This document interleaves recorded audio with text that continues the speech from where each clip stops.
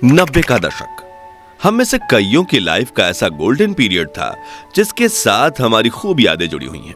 ये वो दौर था जब पैसा कम, खुशियां ज्यादा हुआ करती थी, साधन कम लेकिन समाधान ज्यादा हुआ करते थे, रिश्तों में खटास कम, मिठास ज्यादा हुआ करती थी, पैरों में भले चप्पल नहीं थी लेकिन चेहरे पर मुस्कुराहट ज्यादा हुआ करती थी, घर में भले ही पिता की एक पुरानी साइकिल हो लेकिन बच्चों के दिल में उसे चलाने की चाहत ज्यादा हुआ करती थी।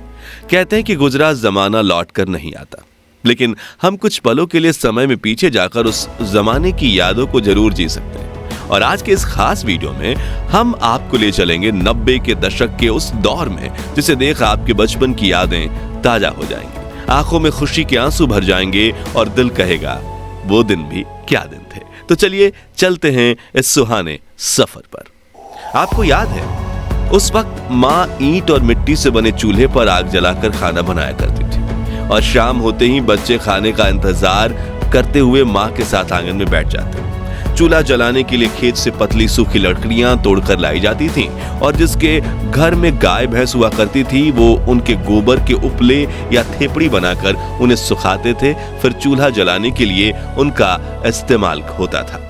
और जिसके घर गाय भैंस नहीं होती थी वो पड़ोस से या मार्केट से 1 रुपए के 2 दर्जन गोबर के उपले खरीद कर लाते थे, फिर माँ फूंक फूंक कर चूल्हा जलाने की कोशिश करती थी और जब वो जल जाता था तो बच्चों की खुशी का ठिकाना ही नहीं रहता था। वहीं जब सब्जी मंडी जाने का मौका मिलता था तो वहां दुकानदारों को कोयले से जलने वाले चूल्हे पर पकौड़े, समोसे और कचौड़ी बनाते देख मुंह में पानी आ जाता था। और सामान के लिए मिले पैसों से कुछ पैसे बचा के हम नाश्ता खाने में खुद को रोक नहीं पाते थे। उस समय ना वॉशिंग मशीन होती थी, ना ज्यादातर घरों में पानी के नल। तभी घर की बेटियां कुएं से बाल्टी भर के पानी ले आती और थापी से पीट पीट कर कपड़े धोया करती थी, जबकि कुछ लोग कपड़े लेकर नदी के किनारे बने घाटों में चले जाते थे और वहीं कपड़े धोकर नहा भी लेते थे। आजकल तो लगभग सभी के पास पक्के मकान हैं, लेकिन उस दौर में गांव में सिर्फ एक आधा लोगों के पास ही पक्के के मकान हुआ करते थे। बाकी गांव के पास मिट्टी से बने हुए कच्चे घर हुआ करते थे।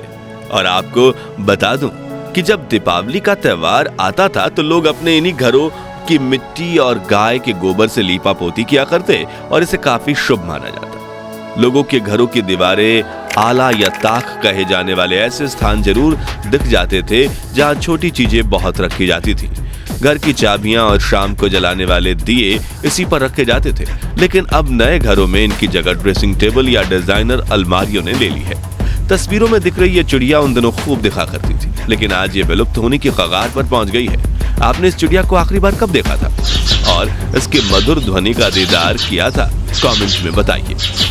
याद है रोज शाम होते ही सभी दोस्त गली के नुक्कड़ पर मिला करते थे और खूब हंसी मजाक किया करते थे। इसे लेकर किसी ने क्या खूब कहा है कि उस दौर में सहजता थी, सादगी थी, बंदगी थी। ये सोशल मीडिया प्लेटफॉर्म्स नहीं थे तब जिंदगी। बच्चे में एक दूसरे के साथ कई मजेदार खेल खेलने की होड़ थी, जैसे कि राजा मंत्री चोर सिपाही, चिड़िया और छुपन छुपाई, इक्कल दुक्कल, गिट्टियां, अंताक्षरी, कच्चे पकड़म पकड़ाई, गिट्टी फोड़, आंख में चौली, लंगड़ी टांग, गिल्ली डंडा वगैरह। खैर, इनमें से बचपन में कौन सा खेल सबसे ज्यादा आपने खेला है? कमेंट्स में बताइए।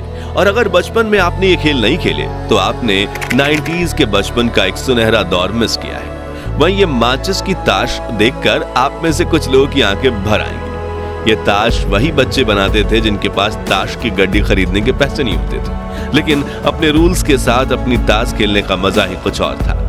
याद है वो स्वादिष्ट कैंडी जो 90 के दशक की शान हुआ करती थी। गुरु चेला जिसमें कैंडी का पैकेट घुमाने पर फोटो बदल जाती थी। पान पसंद, मैंगो बाइट, चटपटी कैंडीज, इकलिया, किस्मी, इमली की गोली, खाने वाली सिगरेट, जेम्स, आम पापड़, कप में मिलने वाली स्वादिष्ट जेली और मिल्की बार। ये कुछ ऐसी कैंडीज थी जो पूरे भारत में जोरों शोरों से बिका करती थी। खैर, इनमें से आपकी पसंदीदा कौन सी थी? कमेंट्स में बताइए। ये वो गलियां हैं जहां हम क्रिकेट खेलते वक्त जीवन की सभी समस्याएं भूल जाते थे। बच्चे बारिश के पानी में छपाक छपाक करके दौड़ते थे और अगर एक पुराना टायर मिल जाए तो छोटी सी लकड़ी की मदद से टायर को धकेलते हुए रेस लगाने का मजा ही अलग था। ये वही मोहल्ले हैं जिनके साथ हमारी सैकड़ों यादें जुड़ी हुई हैं। ये वही पेड़ हैं जहां देश के लाखों बच्चों को प्राथमिक शिक्षा मिली है और जिन बच्चों को स्कूल जाने का सौभाग्य प्राप्त होता था वो महंगी बेंच नहीं बल्कि ऐसी लकड़ी की चारपाई पर बैठकर पढ़ते थे। जब पहली बार बंगाल में इंग्लिश स्पीकिंग क्लास खुली थी तब ऐसे दीवारों पर एडवर्टाइजमेंट दी गई थी, लेकिन आजकल तो अंग्रेजी के सामने हिंदी भी फीकी पड़ने लगी है। अब नजर नहीं आते ये डाकियां जिनकी साइकिल की घंटी सुनते ही घर में खुशियों की लहर दौड़ उठती थी। पोस्ट ऑफिस तो आज भी हैं, लेकिन खत लिखने वाला कोई नहीं। याद है गांव से शहर गए लोग जब परिवार को एसटीडी पीसीओ पर फोन किया करते थे तो पूरे गांव में खुशहाली फैल जाती थी। प्रेमी प्रेमिका तय किए गए समय पर एसटीडी बूथ के पास बैठकर एक दूसरे को फोन लगाने की राह देखते थे और सिक्के खत ना इसलिए बात करने से ज्यादा ध्यान सेकंड्स पर होता था। लेकिन यार मजा बहुत आता। ये वो दौर था जब कांच की बोतल में तेल और रस्सी डालकर घंटों तक जलने वाली चिमनी बनाई जाती थी और रात को लाइट जाने पर इसे जलाकर घर वालों के साथ खाना खाया जाता था। याद है उस वक्त हमारी दादी नानी सिलबट्टे और मूसल में ताजी सब्जियों को पीसकर स्वादिष्ट चटनी बनाया करती थी। आटा पीसने के लिए घर पर ही 2 पत्थर वाली घट्टी यानी चक्की का इस्तेमाल किया जाता था। कुछ के घरों में मिट्टी के बर्तनों में खाना बनाया जाता था और खाने की हर बाइट में आने वाली मिट्टी की खुशबू मन को प्रफुल्लित कर देती थी।